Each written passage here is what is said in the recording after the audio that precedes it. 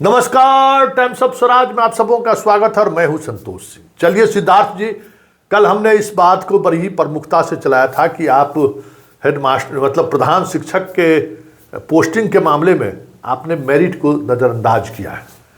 चलिए, आपकी तरफ से एक प्रेस विज्ञप्ति जारी किया गया है, लेकिन एक हम वाकया आपको बता देते हैं।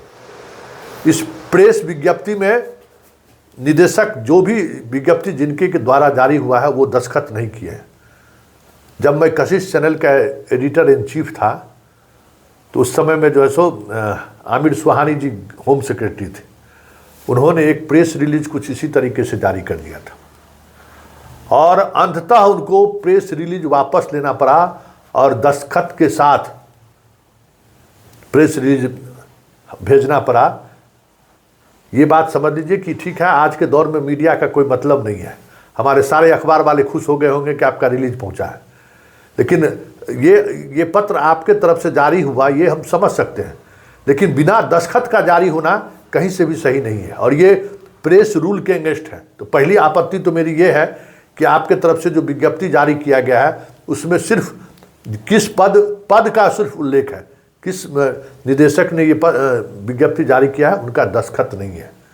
ये वक्त की बात है, नहीं तो फिर बहुत सारी चीज़ें बदली हैं तो ये भी चीज़ें बदल गई। ये भी प्रोटोकॉल के विपरीत आपने कर दिया। ठीक है, कोई बात नहीं है, कल अखबार में खबर छपेगी, लेकिन हमको इस बात के लेकर सुकून है कि सिर्फ और सिर्फ टाइम्स ऑफ स्वराज ने कल इस खबर को आपके ट्रांसफ़र होने के चंद घंटे के अंदर ये खबर मैंने चलाई और आपने आज प्रेस रिलीज जारी करके सफाई दे दिया। एक बात हम समझ लीजिए सिद्धार्थ जी,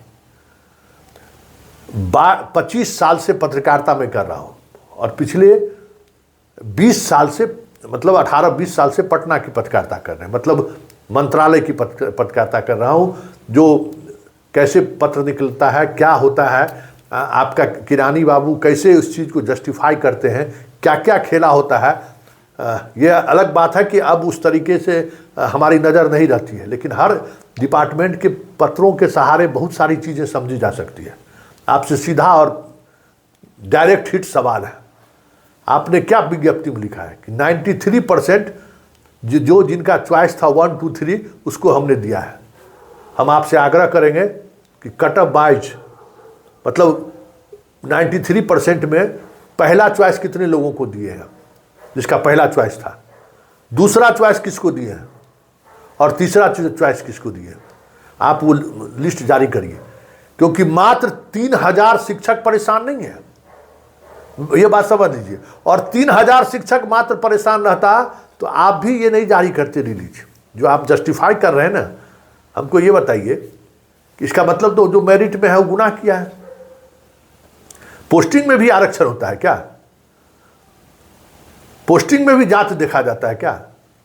हमको ये बताइए, हम तो समझ में नहीं आया। आपको विज्ञप्ति हम 3 बार पढ़ चुके हैं कि बीपीएससी जो है जिला का आवंटन किस आधार पर, सक्षमता वाले में यही विवाद हुआ था ना। बीपीएससी टीआरई 1 टीआरई 2 में क्या हुआ है?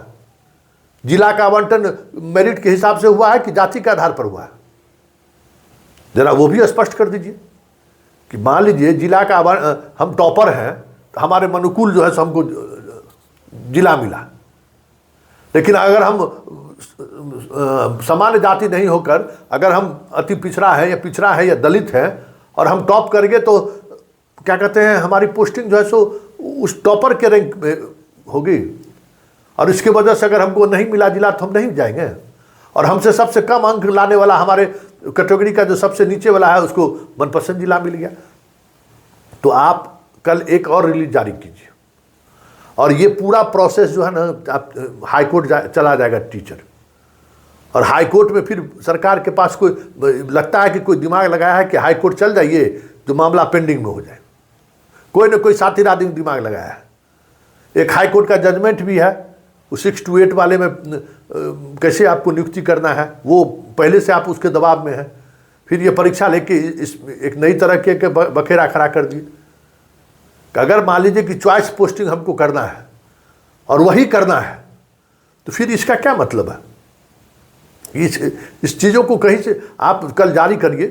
हम कहेंगे आपको कि अगर वाकई में आप पारदर्शिता चाहते हैं वाकई में चाहते हैं कि जो सवाल हम खड़ा कर रहे हैं उसका जवाब देना चाहते हैं, तो पहले तो 93% का कट ऑफ जारी कर दीजिए कि प्रथम चॉइस वाले को कितना परसेंट दिए हैं, सेकंड चॉइस वाले को कितना दिया है, थर्ड चॉइस वाले को कितना दिया है। उससे बहुत सारा खेल, जो देखिए किरानी बाबू बहुत खेल खेलता है, हम जानते हैं ना सचिवालय में कैसे खेल खेला जाता है, एक ही चिट्ठी को कैसे घुमा के जो है पूरे मतलब एक नया बखेरा खड़ा कर देता है ये किरानी लोग, हमको पता है ना। आपकी इच्छा के अनुसार काम करने के लिए किरानी लोग क्या क्या कर देता है ये भी हमको पता है। इसलिए एक कट ऑफ मार्क्स जारी कर दीजिए कि प्रथम 93% को दिए आपने, पहला चॉइस कितने लोगों को मिला है, दूसरा तीसरा ये दे दीजिए एकदम स्पष्टता के साथ। अगर आप चाहते हैं कि पारदर्शिता बरती गई है वो अगर पारदर्शिता बरतते हैं तो वो दे दीजिए। दूसरी जो सबसे महत्वपूर्ण बात है कि जो आप लॉजिक दिए हैं, हम कई शिक्षकों से भी बात किए, कई एक्सपर्ट लोगों से भी बात किए, ये लॉजिक कैसे फिट बैठता है हमें तो इन लोगों को समझ में ही नहीं आ रहा है कि जिला वाइज वैकेंसी, आप इतना पारदर्शिता जिला वाइज वैकेंसी निकाल दीजिए, कितना वैकेंसी है और इस तरीके से पोस्टिंग हुआ है, सब कुछ तो आप ही के पास है। शिक्षक के पास क्या है, पत्रकार के पास क्या है, आप जो रिलीज जारी किए ना उस रिलीज में ये भी जारी कर देते कि इतना इतना जिला वाइज वैकेंसी है और इतने लोगों को जो है सो चॉइस हुआ है, कोई दिक्कत नहीं होता, सब लोग मानने के लिए तैयार रहते। ये दूसरी बात है, इसको चीज़ों को आप समझिए। और तीसरी और सबसे महत्वपूर्ण बात, जिस बात को लेकर हम बार बार इंगित करते रहते हैं कि विभाग में सब कुछ ठीक ठाक नहीं चल रहा है, सिद्धार्थ जी जरा मॉनिटरिंग कीजिए। ये कोई एक लोगों के साथ ये नहीं हुआ है, ये समस्या सिर्फ एक लोगों के साथ नहीं हुआ है, प्रतिभा के साथ अगर खिलवाड़ हो रहा है, आप ही बताइए ना कि ऐसा कहीं पोस्टिंग होता है क्या। आप स्टेट कैडर, ठीक है, स्टेट कैडर जो है जिस समय में यूपीएससी और बीपीएससी, जिस समय में या यूपीएससी की हम बात करते हैं, जब स्टेट कैडर जब का डिवीजन होता है तो उसमें जो टॉपर होता है उसको चॉइस के अनुसार अपना स्टेट मिल जाता है। बाकी आपसे क्या चॉइस लिया जाता है कि आप कहाँ जाना चाहते हैं, चॉइस लिया नहीं जाता है। यहाँ आपने चॉइस लिया है, तो जब चॉइस लिया है तो चॉइस में आप रिजर्वेशन पॉलिसी कैसे फॉलो कीजिएगा, ये हमको समझ से परे लगता है। चॉइस तो मेरिट के हिसाब से होगा ना, उसमें मेरिट में जो आ जाए, और कहते हैं कि वैकेंसी बच जाएगा, कैसे बच जाएगा भाई।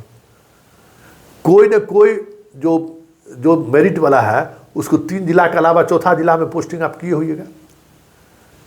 होइएगा ना।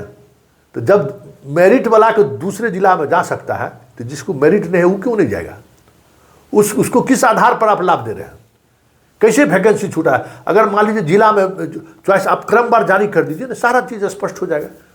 और जब तक ये चीज़ें सामने नहीं आएंगी, सिद्धार्थ जी तमाम पारदर्शिता बरतने को लेकर जो भी दावे विभाग कर ले, हमेशा दावे विभाग संदेह के घेरे में रहेगा।